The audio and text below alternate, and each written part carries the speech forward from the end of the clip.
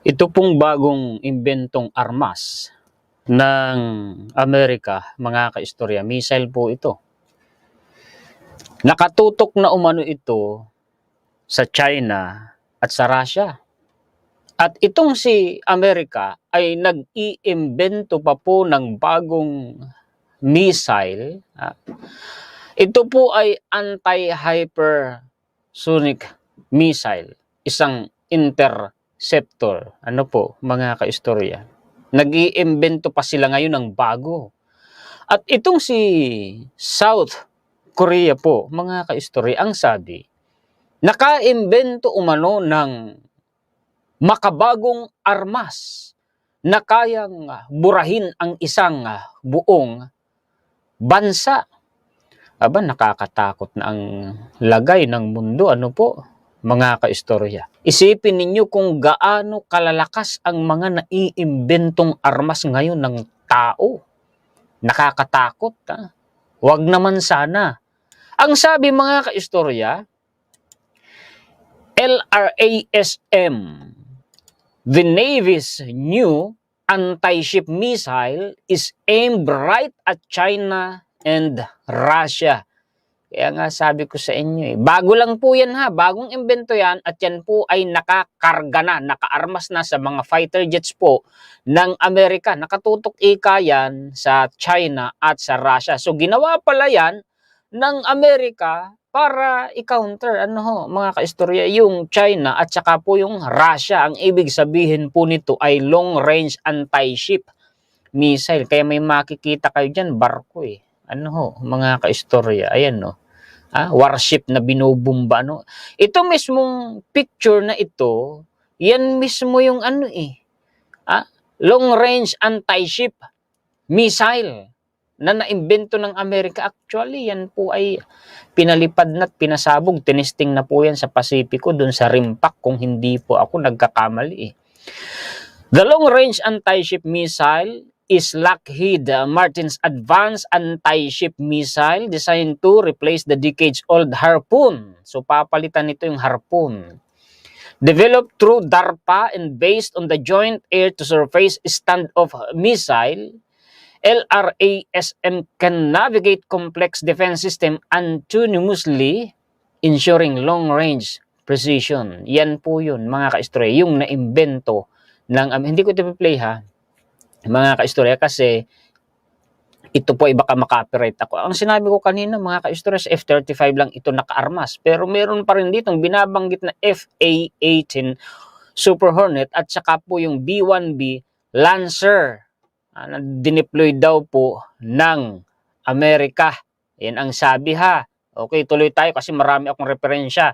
Hindi ko na po ito iisa-isahin sentence by sentence, paragraph per paragraph. Mga kaistor, kasi hahaba tayo.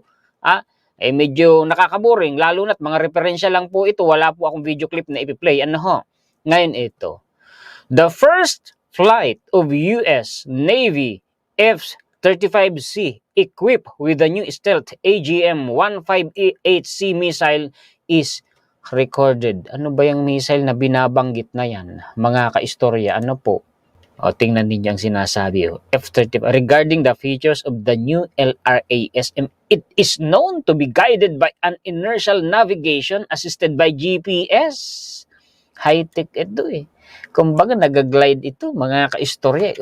Ayan yung picture ha, ayan yan yun mismo. Yung kulay itim na yan, ito po malaki pala. Actually, may mga picture pa ito sa ibaba kung hindi ako nagkakamali. Nandito sa isa. Malaki pala. It is derivative of the AGM-158. Yun pala yun, mga kaistorya. Near-term solution for the offensive anti-surface warfare air launch capability gap that will provide flexible long-range advanced anti-surface capability against high-threat maritime targets. Yan yung sinasabi. Ayan nakakarga sa F-35 po nila. Meron pa yan. Ito yata yun. Ito nga. Kung hindi ako nagkakamali. No. Wait, ito. Yan yun. Long-range anti-surface cruise missile. Mga naiimbento ng Amerika, oo. Yung sasabihin nila, masisindak ng Amerika sa China, malabo. Ang sabi dito, LRASM in action. Ayan, Ayan, no. May pakpak pala siya. May pakpak pala siya. Ayan, no. Parang eroplano din. Ayan siya. Pwede po siyang paliparin mula po sa fighter jets. Pwede rin mula sa warship. Ayan, no. Ayan siya. Ayan, buhat-buhat. No. Crane pa ang nagbubat. Of course, mabigat po yan, mga kaistorya. Yan pala yun. Ito pa. Yung sinasabi ko sa inyong, gagawa ang Amerika ng isa pang mas malakas na missile. Ito po ay pang-opensa din. America's first ever anti-hypersonic missile weapon will fire from the Aegis systems. Yan yun, no? Actually, may kontrata na yan, mga kaistorya eh. Ang kaya nitong i-intercept ay yung mga hypersonic missile na may bilis na Mach 5. 5 times than the speed of sound. Actually, may mga hypersonic missile ngayon na Mach 20. Mach 25. Si Amerika meron po nun. At si China meron din, mga kaistorya. Totoo po yun. Glide Phase Interceptor po yung bagong gagawin ng Amerika. Isipin po ninyo, anti-hypersonic missile interceptor ang gagawin na ito ng Amerika. Mas high-tech po ito, mga kaistorya. Ano ba yung Aegis Ballistic Missile Defense? Kasi doon daw po yan didestino eh. Doon daw yan ikakarga eh. Aegis Ashore, Air and Missile Defense Radar, and Spy-1 Radar, Command and Control, Battle Management and Communication, so on and so forth. The Aegis Ballistic Missile Defense System is the sea-based component of the Ballistic Missile Defense System. It uses the Spy-1 radar and variants of Standard Missile 3 or Standard Missile 6 to intercept ballistic missiles during mid-course or terminal phases of flight. Ayun pala yung Aegis, mga kaistorya. Ang sabi, nasa Pacific ito kung hindi ako especially dyan po sa Japan. Yun ang sabi, mga kaistorya, ngayon ito. Kung bakit ko nasabi na nakakatakot na ang mundo. Puntuhan ko muna mga kaistorya. Mga hypersonic missile na ang naiimbento ngayon. Sobrang high-tech, sobrang bilis, mas malakas, mga kaistorya. Sabi ko nga yung nuclear weapon ngayon na hypersonic missile, mga kaistorya. Ang Luzon, mga 3 lang, kaya pong burahin sa mapa Mga 3 ganun lang. Ganun kalakas yan, mga kaistorya Eto. Alam nyo, kung bakit ko nasabi, mga kaistorya, na delikado na ang lagay ng mundo. Kung ikukumpara mo po yung mga anti-hypersonic missile, o kahit pa sabihing ICBM interceptor, mga kaistorya, intercontinental ballistic missile, yung kasing intercontinental ballistic missile, mga kaistorya, kaya nung marating yung distansya na 13,000 kilometers. From America to China, 15 minutes to 30 minutes lang, kaya nang pasabugin.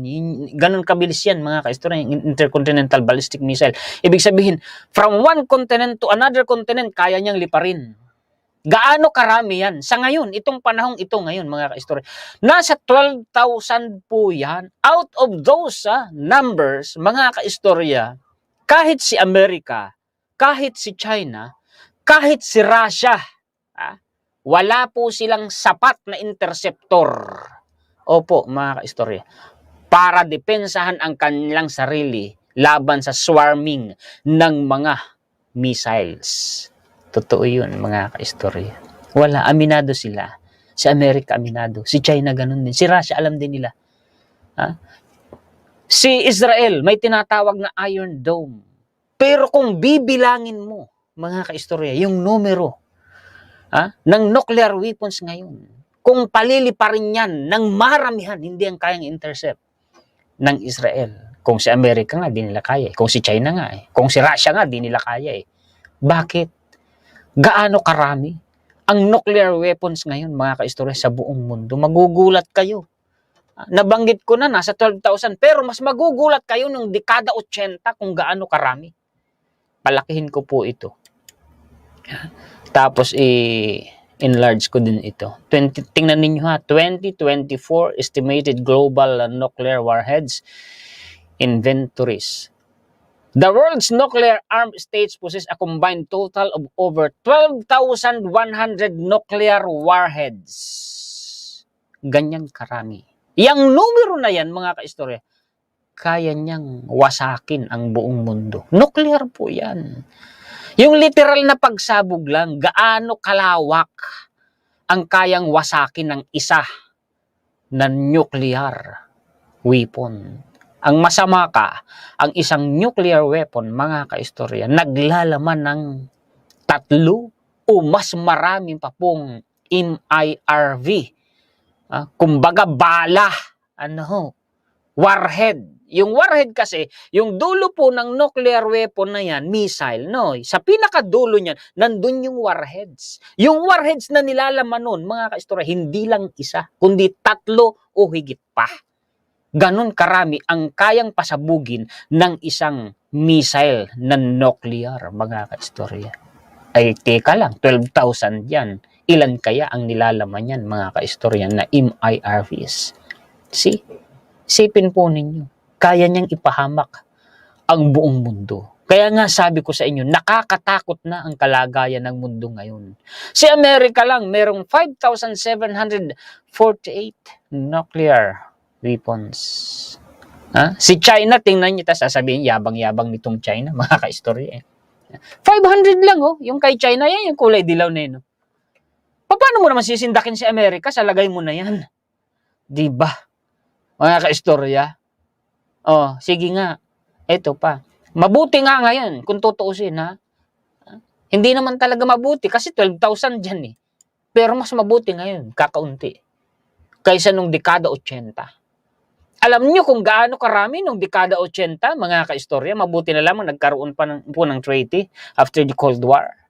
Tingnan po ninyo kung gaano karami. The number of nuclear weapons has declined substantially since the end of Cold War. After increasing for almost half a century after their creation in the 1940s, nuclear arsenals reached over 60,000 warheads in 1986. 60,000, grabe. Grabe. Ilan lang ba ang bansa sa buong mundo? See? Mga kaistorya. Sabihin na ninyo, ilang daan ang bansa sa buong mundo? At ilang libo naman, mga kaistorya, ang kasalukuyang nuclear warheads ngayon sa buong mundo, 12,000, i-divide mo yun sa kung ilang daang bansa. Meaning, sa bawat isang bansa, mga kaistorya, may nakalaan na pwedeng pasabugin siya na humigit kumulang o mahigit sa 100 nuclear warheads. Imagine that. Kung gaano kadelikado ang lagay ng mundo ngayon, mga kaistorya. Diba? Nakakatakot, no? Nakakatakot. Ito, binabahagi ko sa inyo, kaalaman ito, para mamulat po kayo sa kung ano ang totoong kalagayan ng mundo. Ganyan ang tao eh. Delikado ang kaalaman ng tao. Tao ang nagpapahamak sa sarili niya. At posible ring mangyari, tao ang magpapahamak sa mundo. Tingnan ninyo kung gaano ka-high-tech at kalakas ang mga armas ngayon. Gaano karami. Diba? Mga kaistorya. Okay. Ito pa. Si South Korea po ay ito yung gagawin nila. Actually, ipinakita na ito dito sa Pilipinas. Ipinakilala na ito, mga kaistorya. Ito ay to challenge China's naval might. Kasi kung pag-uusapan numero, pinakamarami pong asset naval sa buong mundo, China. Pero wag mong sasabihin, kaya marami. Hindi. Hindi niya kaya. Yung numero na yan lang ay hindi niya kayang tapatan ang lakas at puwersa ng Amerika. Sa numero lang yan. Itong frigate, warship na ito ng South Korea, mga kaistorya, game-changing po ito.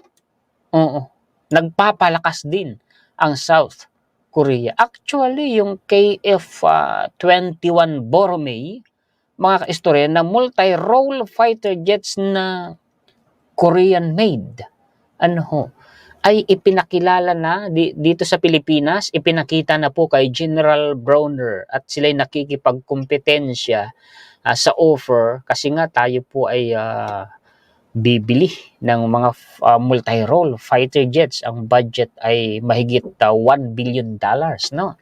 So kanya-kanya na silang offer, no? Sa agreement kung hindi ako nagkakamali. Itong si F-16, itong si South Korea, itong si India, mga kanya-kanya ng pinapakilala na nila. Pero kung akong tatanungin niyo, mas gusto ko talaga F-16 or yung KF-21, Boracay na yan, mga kaistorya. Kasi twin engine din po yan, multi-role din po yan. At mas malapit sa atin, mas mura yan, mga kaistorya. At ang design niyan ay parang kamukha ng F-35. Ang pagkakaiba lang, twin engine po yan, no? Tapos nag-o-offer din sila nung bagong version po ng KF-50, kung hindi ako nagkakamali, mga kaistorya, dito sa Pilipinas, no?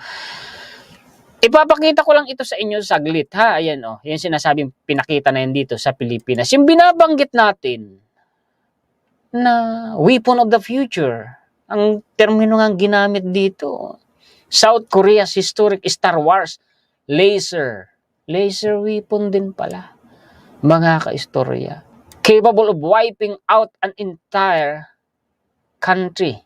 Yun ang sabi, ha? Nagpapalakas din itong si South Korea. South Korea is one of many countries that have invested in unmanned weapon system, but this year it becomes the first nation to deploy the first ever laser weapon system, christened the Star Wars projects, or more officially Black Eye. Parang ibang in its military recently made official by country's Defense Acquisition Program Administration. At ang target nila, mga kaistorya, ito po ay paabutin nila hanggang sa kalawakan.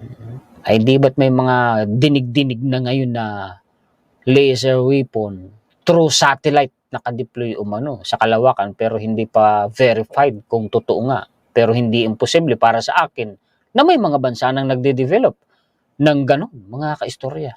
Oo. Hindi imposible yun. Tingnan ninyo. South Korea to deploy Star Wars laser against Pyongyang drones.